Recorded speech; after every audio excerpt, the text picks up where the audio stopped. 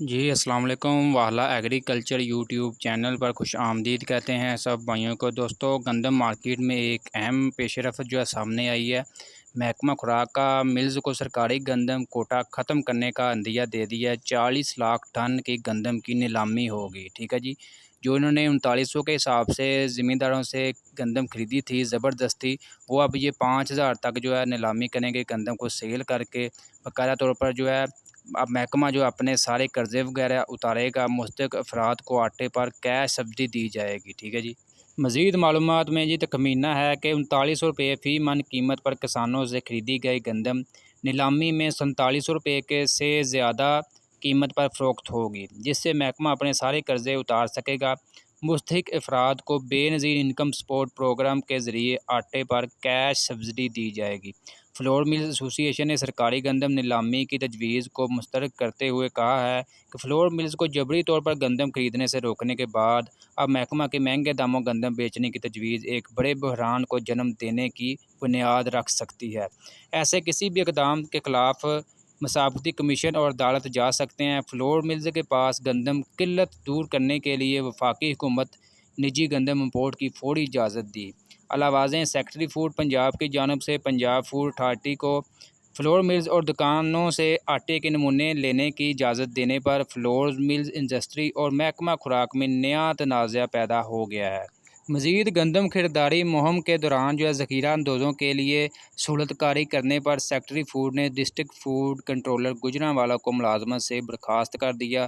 تفصیلات کے مطابق گزشتہ روز سیکرٹری فوڈ پنجاب زمان بٹو نے فلور ملز ایسوسی ایشن اور فلور ملز انڈسٹری کے پروگریسو گروپ کے ارکان سے ملاقات کی۔ ملاقات کے دوران سیکرٹری فوڈ نے ایک مرتبہ پھر سے یہ عندیہ دیا ہے کہ وہ مستقبل میں سرکاری گندم کوٹا کا مکمل خاتمہ کرنے والے ہیں، کیونکہ حکومت مستحق افراد کو آٹے پر لیف دینے کے لیے بے نظیر انکم سپورٹ پروگرام کے تحت کیش سبسڈی دینے کو نظام کو مستقل لاگو کرنے جا رہی ہے۔ سیکرٹری فوڈ نے کہا کہ محکمہ کے پاس جو گندم موجود ہے وہ اوپن بڈنگ کے تحت فلور ملز کو فروخت کی جائے گی۔ اس وقت ملک میں 20 لاکھ ٹن سے زائد گندم کا بحران ہے، یعنی کہ قلت ہے۔ ذرائع کے مطابق یہ خدشہ بھی ظاہر کیا جا رہا ہے کہ جو فلور ملز کے سرکاری مقررہ شرح کے مطابق 70% آٹا تیار کرنے کی بجائے 40-45% کرتے ہیں، وہ سرکاری گندم لینے کے لیے بڑھ چڑھ کر بولی دیں گے، جبکہ حقیقی معنوں میں آٹا تیار اور سپلائی کرنے والی ملز گندم قلت کا شکار ہوں گی۔ ذرائع کے مطابق سیکرٹری فوڈ نے یہ بھی کہا ہے کہ جو فلور ملز نیلامی میں سرکاری گندم خریدے گی، وہ اس سے تیار آٹا کی ہر تھیلے کے سپلائی اور فروخت کا بائیو میٹرک ریکارڈ رکھے گی۔ اس تجویز کو بھی مل مالکان نے ناقابل عمل قرار دے دیا ہے۔ ذرائع کے مطابق میٹنگ کے دوران سیکرٹری فوڈ نے فلور فورٹیفیکیشن منصوبے کے لیے ایک ٹیکنیکل کمیٹی تشکیل دی ہے، جس میں فلور ملز انڈسٹری کے 4 ارکان بھی شامل ہوں گے۔ دوستو، اگر یہ حالات رہے، اگر ایسے نیلامی ہوئی تو مل مالکان اپنی مرضی کے جو بھی نیلامی کے مطابق ریٹس دیں گے، پھر یہ اسی حساب سے عوام سے چارج کریں گے۔ پھر آٹے میں بھی بحران پیدا ہوگا، قیمتیں آسمانوں پر جائیں گی۔ اس کے علاوہ گندم کی قیمتوں میں بھی کافی زیادہ دیکھنے کو نہیں ملے گی۔ جو بھی جن کے پاس ہوگی یہ سمجھیں سونے کے بھاؤ وہ سیل کرے گا۔